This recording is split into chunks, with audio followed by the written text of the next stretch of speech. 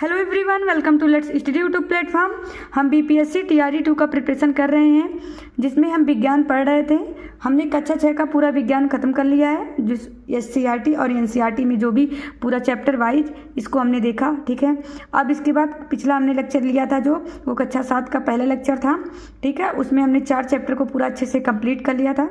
और फिर इस सभी जो क्लास हो रहे हैं इन सब के नोट्स के लिए आप लोग हमारे टेलीग्राम चैनल को ज्वाइन कर सकते हैं। उसमें सारे पीडीएफ दिए गए हैं, ठीक है। चलिए फिर हम स्टार्ट करते हैं कक्षा 7 का विज्ञान। हमने अध्याय 1 में देखा था जल और जंगल, अध्याय 2 में हमने पढ़ा जंतुओं में पोषण, अध्याय 3 में पढ़ा था उष्मा, अध्याय 4 में पढ़े थे गति एवं समय, ठीक है। आज हमको अध्याय 5 से स्टार्ट करना है, पदार्थ में रासायनिक परिवर्तन। फिर हमारा अध्याय 6 जो है पौधों में पोषण है। फिर हमारा जो अध्याय 7 है हवा आदि और तूफान है। अध्याय 8 है जलवायु और अनुकूलन। अध्याय 9 है गंदे जल का निपटान। अध्याय 10 है विद्युत धारा और इसके प्रभाव, ठीक है। चलिए हम इसको चैप्टर वाइज स्टार्ट करते हैं। आज हमारे चैप्टर का नाम है पदार्थों में रासायनिक परिवर्तन। हमारे चैप्टर का नाम है पदार्थ में रासायनिक परिवर्तन, जो एससीईआरटी में दिया गया है। चलिए फिर हम देखते हैं। नीला थोथा जिसको कॉपर सल्फेट कहा जाता है, जिसका फार्मूला होता है CuSO4, ठीक है। गंधक अम्ल जिसको सल्फ्यूरिक अम्ल कहा जाता है, इसका फार्मूला है H2SO4। खाने वाला सोडा सोडियम बाइकार्बोनेट NaHCO3, ठीक है। आयरन सल्फेट FeSO4 जिसका रंग कैसा होता है, हरा रंग का होता है, ठीक है। तो ये इतना इस चैप्टर में इतने तो मेन फार्मूले दिए गए हैं, इसको आप लोग याद रखिएगा। नीला थोथा कॉपर सल्फेट को कहा जाता है CuSO4। गंधक अम्ल सल्फ्यूरिक अम्ल को कहा जाता है H2SO4। खाने वाला soda sodium bicarbonate NaHCO3। Iron sulphate FeSO4 जिसका रंग हरा होता है, ठीक है। चलिए फिर हम इसका रिएक्शन देख लेते हैं। हम इसमें रिएक्शन दिया गया है, कॉपर सल्फेट विलयन को अगर हम लोहा के साथ मिला देते हैं वो क्या बन जाता है, आयरन सल्फेट का विलयन प्लस कॉपर, ठीक है। तो देख लेते हैं हम कॉपर सल्फेट विलयन CuSO4 जिसको नीला थोथा कहा जाता है, उसको अगर हम लोहा के साथ मिलाते हैं तो आयरन सल्फेट विलयन या FeSO4 हरे रंग का विलयन प्राप्त होता है और भूरे रंग का निक्षेप प्राप्त होता है, ठीक है। चलिए एक बार हम बुक वाले रिएक्शन को देख लेते हैं। ये देखिए, ये बुक में ये रिएक्शन दिया गया है। कॉपर सल्फेट विलयन को लोहा के साथ मिलाने पर आयरन सल्फेट विलयन प्राप्त होता है FeSO4 जिसको कहा जाता है, और कॉपर Cu जो भूरा निक्षेप प्राप्त होता है, ठीक है। तो एग्जाम में ये रिएक्शन दे सकता है और पूछ सकता है कि इसमें से कौन सा प्राप्त होगा। तो आप लोग इसका याद रखे रहिएगा। नीला थोथा को अगर हम लोहा के साथ अगर रिएक्शन करवा देंगे तो हमको हरे कलर का निक्षेप प्राप्त होगा, ठीक है, और भूरा निक्षेप प्राप्त होगा कॉपर का, ठीक है। उसके बाद अगर हम अगला रिएक्शन देखें, खाने का सोडा जिसको सोडियम बाइकार्बोनेट अभी कहा जाता है, अभी हमने बताया था ना, इसका फार्मूला है NaHCO3 को अगर नींबू के रस में क्या पाया जाता है, साइट्रिक अम्ल पाया जाता है। इन दोनों का रिएक्शन करवाएं तो हमको कार्बन डाइऑक्साइड CO2 प्राप्त होता है और उसके साथ अन्य पदार्थ भी प्राप्त होता है, ठीक है। तो याद रखिए रहेगा, खाने के सोडे के साथ अगर नींबू का रस अगर हम मिला दें उसमें तो ये CO2 हमको CO2 gas, carbon dioxide gas और अन्य पदार्थ प्राप्त होंगे, ठीक है। अब चलिए यहाँ पे देख लेते हैं। जब कार्बन डाइऑक्साइड को चूने के पानी में प्रवाहित किया जाता है तो कैल्शियम कार्बोनेट बनता है, जिससे चूने का पानी दूधिया हो जाता है। तो ये भी याद रखे रहेगा, चूने के पानी का दूधिया हो जाना CO2 मतलब कार्बन डाइऑक्साइड का मानक परीक्षण है। तो एग्जाम में पूछ सकता है ये कि चूने के पानी का दूधिया हो जाना किसके मानक परीक्षण का है, तो कार्बन डाइऑक्साइड का ये मानक परीक्षण है, ठीक है। आगे देखते हैं हम। CO2 की खोज, जो कार्बन डाइऑक्साइड की खोज चारकोल को जलाकर 1630 में जॉन हेल्माल्ट ने किया था, ठीक है। जॉन हेल्माल्ट ने किया था, याद रखिए रहिएगा यहाँ पे CO2 की खोज। और 1756 में जोसेफ ब्लैक ने CO2 के गुणों को अध्ययन किया था, ठीक है। तो खोज किसने किया था, जॉन हेल्माल्ट ने किया था। और इसको उसके बाद गुणों का अध्ययन किसने किया था विस्तृत तरीके से, जोसेफ ब्लैक ने किया था 1756 ईस्वी में, ठीक है। चलिए फिर हम आगे देखते हैं। हम तो इसके बाद चूने के पत्थर को गर्म करने अथवा अम्लों से क्रिया कराने पर एक गैस मुक्त होता है जिसे इन्होंने फिक्स्ड एयर कहा, ठीक है। याद रखे रहिएगा। ऑक्सीजन की खोज जिसको O2 कहा जाता है की खोज प्रिस्टले ने किया था। आग का जलना O2 की उपस्थिति में ही होगा, ठीक है। अगर ऑक्सीजन रहेगा तभी आग जलेगा, अगर ऑक्सीजन की अनुपस्थिति है तो वहाँ पे आग नहीं जलेगा, ठीक है। KMnO4 को गर्म करने पर ऑक्सीजन गैस तथा अन्य पदार्थ मिलता है। तो एग्जाम में ये पूछा हुआ क्वेश्चन है कि पोटेशियम पर मैग्नेट को गर्म करने पर हमको क्या प्राप्त होता है, तो ऑक्सीजन गैस प्राप्त होता है और अन्य पदार्थ प्राप्त होता है, ठीक है। इसका प्रयोग जो किया गया था, जलती मोमबत्ती को जार में ढककर इसको किया गया था, ठीक है। तो चलिए फिर हम आगे देखते हैं। अवक्षेप और अवक्षेपण किसे कहा जाता है, ठीक है। जब दो विलयन को आपस में मिलाते हैं तो अपक्रिया के बाद ठोस पदार्थ के रूप में नए पदार्थ बनते हैं। इस ठोस पदार्थ को अवक्षेप और इस प्रक्रिया को क्या कहा जाता है, अवक्षेपण कहा जाता है। यहाँ से हमको क्या समझ में आया, जब दो विलयन को हम आपस में मिला देते हैं तो ठीक है, तो उनके बीच क्या होगा, अपक्रिया होगा, ठीक है। तो अपक्रिया के बाद ठोस पदार्थ प्राप्त होता है, तो जो नया ठोस पदार्थ हमको प्राप्त होता है उसी को अवक्षेप कहा जाता है और इस प्रक्रिया को अवक्षेपण कहते हैं, ठीक है। उसके बाद हम देखते हैं कॉपर सल्फेट और चूने का पानी अगर मिला देते हैं तो हमको कॉपर हाइड्रोक्साइड मिलता है जो उजला कलर का होता है। उसके बाद कैल्शियम सल्फेट हमको मिलता है। तो CuSO4 को अगर हम चूने का पानी CaOH का होल टॉइज के साथ अगर हम अपक्रिया कराते हैं तो कॉपर हाइड्रोक्साइड CuOH का होल टॉइज मिलता है, ठीक है। और CaSO4 कैल्शियम सल्फेट नीला कलर का मिलता है, ठीक है। उसके बाद हम ये कॉपर हाइड्रोक्साइड जो है CuOH का होल टॉइज को अगर हम गर्म करते हैं तो हमको CuO काला अवक्षेप प्राप्त होता है और H2O प्राप्त होता है, ठीक है। यहाँ से ये रिएक्शन जितने भी सारे हैं इस रिएक्शन को आप लोग अच्छे से देख लीजिएगा क्योंकि एग्जाम में रिएक्शन से भी क्वेश्चन उठते हैं, ठीक है।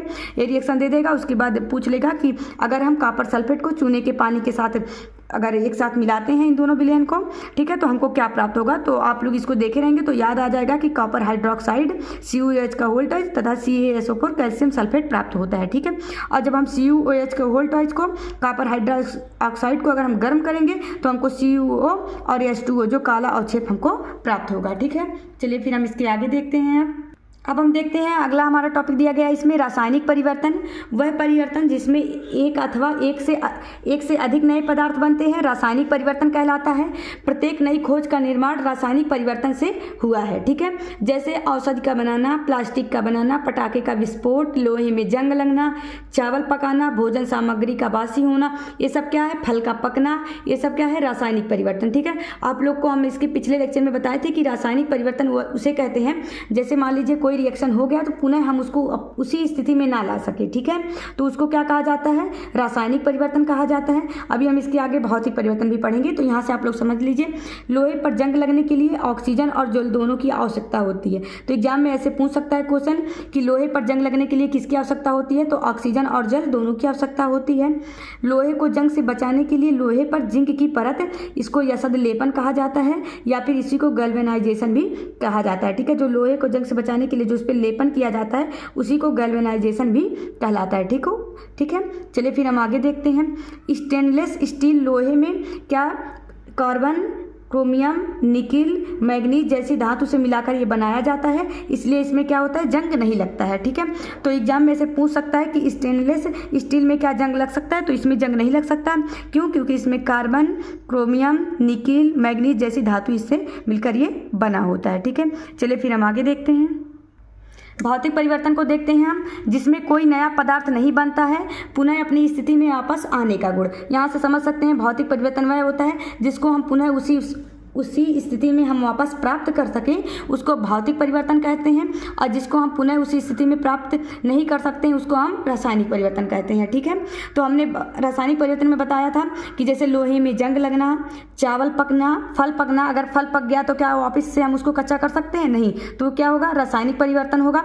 भौतिक परिवर्तन अगर हम समझे जैसे जल में शक्कर घोल दे रहे हैं, तो अगर हमको शक्कर और जल को अलग अलग प्राप्त करना है तो फिर से हम उसको भाप बना के फिर से हम अलग प्राप्त कर सकते हैं, तो ये क्या हो जाएगा, एक भौतिक परिवर्तन हो जाएगा, ठीक है। जैसे मोमबत्ती का पिघलना, मोमबत्ती मान लीजिए पिघल गया, ठीक है, उसके बाद हम उस पिघले हुए से फिर से मोमबत्ती बना सकते हैं, तो ये भौतिक परिवर्तन हो गया। लेकिन तो मोमबत्ती का जलना, अगर मोमबत्ती वो जल गया है तो फिर से हम मोमबत्ती प्राप्त नहीं कर सकते, तो क्या हो जाएगा, रासायनिक परिवर्तन, ठीक है। चलिए फिर एक बार हम जो SCERT बुक में क्वेश्चन दिए गए हैं उसको देख लेते हैं। ये देखिए क्वेश्चन दिया गया है SCERT पुस्तक में भौतिक और रासायनिक परिवर्तन को छांटना है, ठीक है। तो आप लोग इसको समझ लीजिए। चाक को जैसे चाक को चाक चूड़ में बदलना, ठीक है, जैसे चाक है उसको हम चाक चूड़ में बदल दें तो ये कौन सा परिवर्तन होगा। तो देखिए सोचिए आप लोग कि अगर चाक है, अगर हम फिर से चूड़ बना दे रहे हैं, फिर चूड़ से तो भी हम चाक प्राप्त कर सकते हैं, तो ये कैसा परिवर्तन हो जाएगा, पहला भौतिक परिवर्तन हो जाएगा, ठीक है।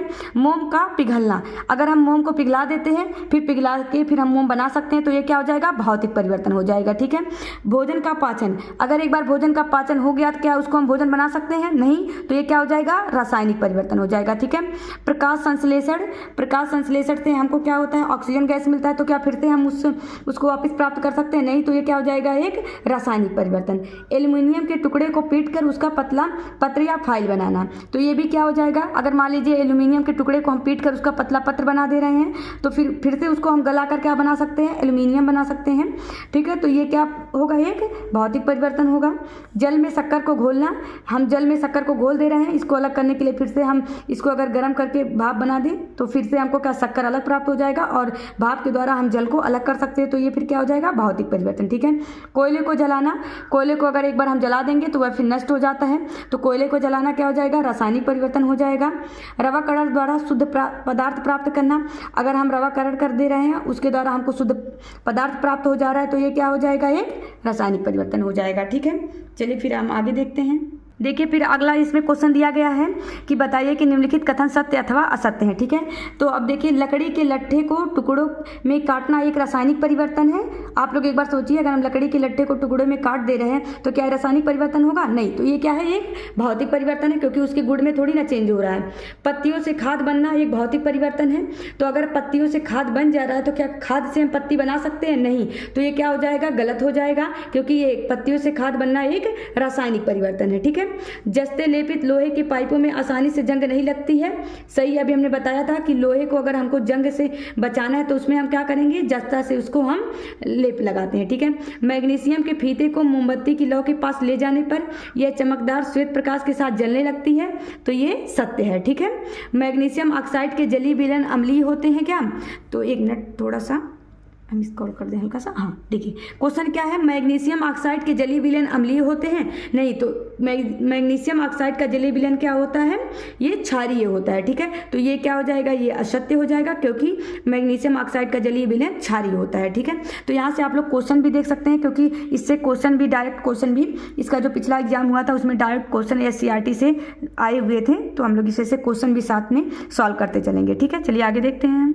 यहाँ देखिए 2 क्वेश्चन दिया हुआ है, इसको भी देख लीजिए। नीला थोथा के विलयन में अगर हम ब्लैक डालते हैं तो ये क्या हो जाएगा?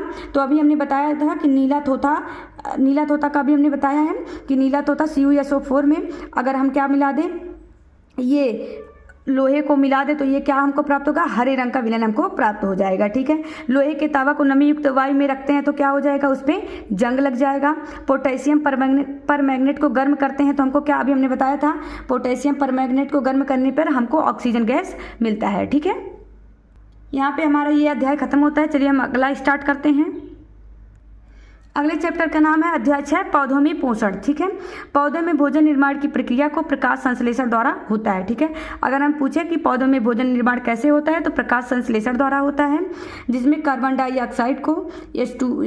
डाइऑक्साइड और H2O को सूर्य के प्रकाश में तथा क्लोरोफिल की उपस्थिति में अगर हम क्रिया कराते हैं तो कार्बोहाइड्रेट C6H12O6 और ऑक्सीजन गैस प्राप्त होता है। ठीक है, ये आप लोग रिएक्शन याद रखे रहिएगा। ठीक है, चलिए फिर हम देखते हैं स्वपोषी, जो अपना भोजन स्वयं बनाते हैं वे स्वपोषी कहलाते हैं, जैसे पेड़ और पौधे। परपोषी, जो अपने भोजन के लिए दूसरों पर निर्भर रहते हैं उनको परपोषी कहा जाता है। जैसे मनुष्य या भी कोई भी जानवर जो होते हैं उनको क्या कहा जाता है? परपोषी कहा जाता है। ठीक है, चलिए आगे देखते हैं हम। ये जो परपोषी होते हैं इनको 2 पार्ट में बांटा जाता है, परजीवी और मृतजीवी। ठीक है, तो जो परजीवी होते हैं, जो पौधे अन्य पौधों से या जो जीव अन्य जीव से भोजन प्राप्त करते हैं उसको परजीवी कहा जाता है। जैसे अमरबेल क्या करता है? जिस पेड़ पर ये चढ़ता है उसी पेड़ से ये भोजन प्राप्त करता है। ठीक है, मृतजीवी किसे कहा जाता है? जो जीव किसी मृत या विघटित पदार्थों से पोषक तत्व प्राप्त करते हैं उसको मृतजीवी कहा जाता है, जैसे मशरूम, कवक, फंजाई इत्यादि। ठीक है, तो मृतजीवी और परजीवी याद रखिए, क्योंकि एग्जाम में इससे क्वेश्चन बने हुए हैं। ठीक है, कीटभक्षी, ऐसे पादप जो कीट को खाते हैं तथा पचा जाते हैं उसको कीटभक्षी कहा जाता है। जैसे जो कीट खाते हैं, जैसे घटपर्णी का पौधा जो होता है ये कीटभक्षी होता है। तो एग्जाम में ये भी पूछा हुआ क्वेश्चन है, याद रखिए रहिएगा। चलिए फिर आगे देखते हैं। अब देखते हैं यहाँ से हम, कवक में क्लोरोफिल उपस्थित नहीं रहता है। सहजीवी पौधे, जब दो पौधे या जीवधारी साथ रहते हैं और एक दूसरे को लाभ पहुंचाते हैं, ठीक है, तो उसको क्या कहा जाता है, सहजीवी पौधे कहा जाता है, ठीक है, या फिर सहजीवी जीव अगर हम पूछें, जब दो पौधे या जीवधारी जैसे एक साथ रहते हैं और दोनों को लाभ पहुंचा होता है, ठीक है, जैसे लाइकेन में कवक और शैवाल, ठीक है। अगर एक चीज़ और देखिए, भैंस पर कौवा बैठा रहता है, तो कौवे को देखिए, भैंस पर कौवा क्यों बैठता है, क्योंकि जो भैंस में जो कीड़े रहते हैं उसको क्या करता है, कौवा खा लेता है, और ये जो इसके कीड़े होते हैं, इसके कीड़े खत्म हो जाते हैं और कौवे का भोजन मिल जाता है, ठीक है। तो ये कैसा गुण प्रदर्शित करते हैं, सहजीवी, ठीक है। राइजोबियम नामक जीवाणु दलीय पौधों के जड़ों में पाया जाता है। तो एग्जाम में ये भी बहुत बार पूछा हुआ क्वेश्चन है कि दलीय पौधों के जड़ों में क्या पाया जाता है, राइजोबियम नामक जीवाणु पाया जाता है, ठीक है। चलिए आगे देखते हैं हम, ठीक है। अब देखिए इसी चैप्टर में नीचे दिया गया है, जगदीश चंद्र बसु, जन्म इनका हुआ था 30 नवंबर 1858 को बंगाल में, मृत्यु इनका हुआ 23 नवंबर 1937 को, ठीक है। 1917 में बसु विज्ञान मंदिर की स्थापना इन्होंने किया था कोलकाता में। तो एग्जाम में पूछ सकता है क्वेश्चन कि बसु विज्ञान मंदिर कहाँ है, कोलकाता में, और इसका स्थापना कब हुआ था, 1917 में, ठीक है। इन्होंने क्रेस्कोग्राफ यंत्र बनाया जिससे वनस्पतियों के बारे में, उनके जीवन स्वभाव के बारे में छोटी से छोटी जानकारी हम इससे प्राप्त कर सकते हैं, ठीक है, किससे, क्रेस्कोग्राफ से। और एग्जाम में से पूछ सकता है कि क्रेस्कोग्राफ का निर्माण किसने किया था, तो जगदीश चंद्र बसु ने किया था, इस यंत्र को बनाया था, ठीक है। और वायरलेस संचार की भी खोज किसने किया था, जगदीश चंद्र बसु ने किया था, ठीक है। यहाँ पे हमारा ये चैप्टर खत्म होता है। चलिए हम अगला चैप्टर देखते हैं। अगला चैप्टर हमारा आधी हवा तूफान, ठीक है, हवा आधी तूफान, और अध्याय 8 NCERT में दिया गया है, इसी को पवन आधी तूफान, ठीक है। चलिए फिर हम देख लेते हैं। वायु हमारे चारों ओर है, ठीक है। पवन या हवा किसे कहते हैं, उच्च दाब क्षेत्र से निम्न दाब क्षेत्र की ओर वायु की गति को पवन कहते हैं, ठीक है। उच्च दाब क्षेत्र जहाँ पे क्या है, दाब क्षेत्र अधिक है, उसकी तरफ से निम्न दाब क्षेत्र की ओर वायु की गति को पवन कहते हैं, ठीक है। गतिशील वायु को पवन या हवा कहते हैं, ठीक है। इतना समझ में आ गया। वायु दाब किसको कहा जाता है, इसको पढ़ लीजिए पहले। पृथ्वी की सतह पर वायु के भार द्वारा लगाया गया जो दाब होता है उसी को वायु दाब कहा जाता है, ठीक है। किस पे, पृथ्वी की सतह पर, किसके द्वारा, वायु के भार द्वारा जो दाब लगाया जाता है उसी को वायु दाब कहा जाता है, ठीक है। इतना समझ में आ गया। अब देखिए एक और देखिए, वायु गर्म करने पर फैलती है तथा ठंडी करने पर सिकुड़ती है, ठीक है। और गर्म वायु होकर ऊपर उठती है तथा ठंडा होकर क्या होता है, नीचे आता है, ठीक है। चलिए और समझते हैं। यहाँ से देखते हैं वायु प्रवाह किसे कहते हैं। पृथ्वी के वायुमंडल में पवन धाराएं उत्पन्न होती हैं, पृथ्वी के असमान रूप से गर्म होने के कारण उत्पन्न होती है, ठीक है। ये जो वायु प्रवाह होता है ये पृथ्वी के वायुमंडल में पवन धाराएं जो उत्पन्न होती हैं उसी के कारण होता है, और पृथ्वी के असमान रूप से गर्म होने के कारण ही वायु प्रवाह उत्पन्न होता है, ठीक है। आधी किसे कहा जाता है, काफी तेज गति से चलने वाली हवाओं को आधी कहा जाता है, ठीक है। चक्रवात किसे कहते हैं, कम वायुमंडलीय दबाव के क्षेत्र के चारों ओर गर्म हवा की तेज आंधी चलती है उसी को चक्रवात कहते हैं, ठीक है। मान लीजिए क्या है, कहीं पे क्या हो गया, कम वायुमंडलीय दाब हो गया तो उसके चारों ओर क्या हो जाता है, गर्म हवाओं की तेज आंधी चलने लगती है, ठीक है। उसी को क्या कहलाता है, चक्रवात कहलाता है, ठीक है। त्वरित झंझावात किसे कहते हैं, इसको देखते हैं हम। त्वरित झंझावात देखते हैं तो झंझा के साथ अगर बिजली भी गिरे तो उसी को त्वरित झंझावात कहा जाता है, ठीक है। अगर हम फिर देखिए यहाँ चक्रवात के बारे में देखते हैं तो दक्षिणी गोलार्ध में इन गर्म हवाओं को चक्रवात के नाम से जानते हैं, और सुई की चलने की दिशा में चलती है। कहाँ, दक्षिणी गोलार्ध में किस दिशा में चलती है, ये घड़ी की सुई के चलने की दिशा में ही चलती है, ठीक है। और गर्म हवाओं को कहाँ, दक्षिणी गोलार्ध में चक्रवात के नाम से जाना जाता है, और उत्तरी गोलार्ध में इन गर्म हवाओं को हरिकेन या टाइफून के नाम से जाना जाता है, और ये घड़ी की सुई की विपरीत दिशा में चलती है, ठीक है। तो यहाँ से हमको दो क्वेश्चन हमको ये तैयार करना है कि दक्षिणी गोलार्ध जो होता है उसमें क्लॉकवाइज चलता है, और जो उत्तरी गोलार्ध होता है उसमें एंटी क्लॉकवाइज चलता है, ठीक है। चलिए फिर हम आगे देखते हैं। इस चित्र से देख लीजिए, ये हमारा जो NCERT का पुस्तक है उसमें दिया गया है कि पृथ्वी के वायु प्रवाह है, ठीक है, कैसे कैसे चलते हैं। तो देख लीजिए ये पृथ्वी है, ठीक है, और ये बीच में क्या है, भूमध्य रेखा है, ठीक है। फिर यहाँ पे क्या है, कर्क रेखा, यहाँ पे मकर रेखा है, ठीक है। फिर देखिए इस इधर क्या है, उत्तरी ध्रुव है, इधर दक्षिण ध्रुव है, ठीक है। तो अब देख लीजिए कि इसकी दिशाएं कैसी है। देखिए हवा की दिशा इधर ये भूमध्य रेखा की तरफ चलती है। चलिए इसको एक बार हम पढ़ लेते हैं, ठीक है। देख लीजिए हम इसको पढ़ लेते हैं यहाँ से। पृथ्वी के धरातल का असमान रूप से गर्म होना, आप लोग यह जानते हैं कि भूमध्य